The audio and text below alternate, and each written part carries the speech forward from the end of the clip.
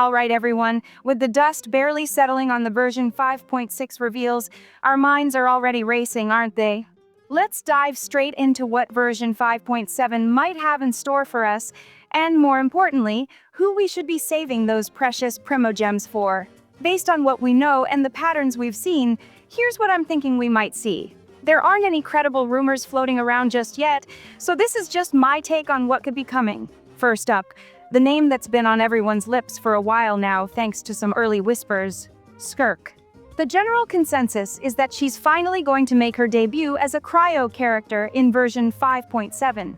We even got a glimpse of her potential kit a while back, so if everything is still on track, it feels like this is finally her time. Honestly, I'm pretty hyped for her, though I've got some catching up to do on her rumored weapon, Escofier. But yes, Skirk in 5.7 feels like a very strong possibility based on the early information. Now, let's talk about another character who feels almost guaranteed for version 5.7, Mavuika. Why am I so confident? Well, it all comes down to Hoyoverse's incredibly consistent pattern with Archon reruns. Historically, every single Archon has had their first rerun exactly 4 patches after their initial release. It's like clockwork.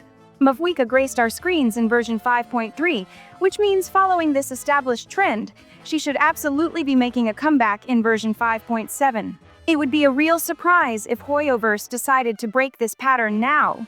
And if we want to get even more specific, based on past Archon reruns always happening in the second phase of a version, it's highly likely we'll see Mavuika's banner in the latter half of 5.7. Go back and check. Venti, Zhongli, Raiden, Nahida, they all followed this exact pattern. It's practically a tradition at this point. Okay, so we've got Skirk looking likely for a debut and Mavuika for a rerun. Now, let's consider a few other characters who are due for a revisit.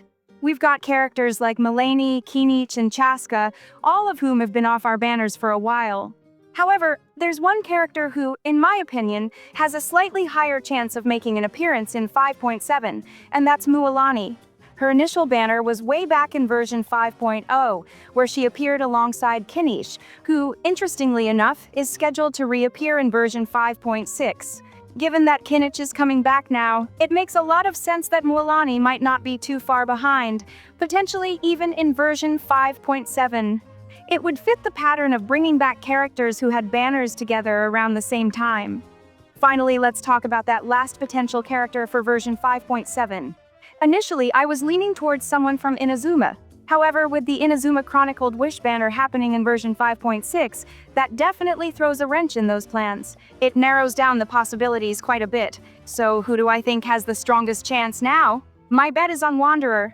His last rerun was all the way back in version 4.6, which means by the time 5.7 rolls around, it will have been a full year since we last saw him. Hoyoverse usually doesn't leave popular limited 5-star characters off the banners for that long unless there's a significant story reason. And considering Wanderer's continued relevance and popularity, it feels like his return is overdue. So there you have it, Skirk making her grand entrance alongside reruns for Mavuika, MUALANI, and Wanderer. But remember, this is just what I'm thinking based on past trends. Hoyoverse definitely has a knack for keeping us on our toes. Now, before you go, I'm curious, who are you hoping to see in version 5.7? Let me know your thoughts and predictions down in the comments below. I always love reading what you guys think. And while you're down there, make sure to hit that like button if you found this speculation interesting. It really helps the channel out. Ultimately, only time will tell if these ideas hold true. Hoyoverse could always surprise us with something completely unexpected. But based on the patterns we've observed, these 4 feel like the most likely candidates for version 5.7. What do you think? Are you saving up for any of these characters? Let's chat in the comments. And hey, if you enjoyed this little dive into the future of Genshin Impact, don't forget to subscribe for more speculation, analysis, and all things Genshin. Thanks for watching, and I'll catch you in the next one.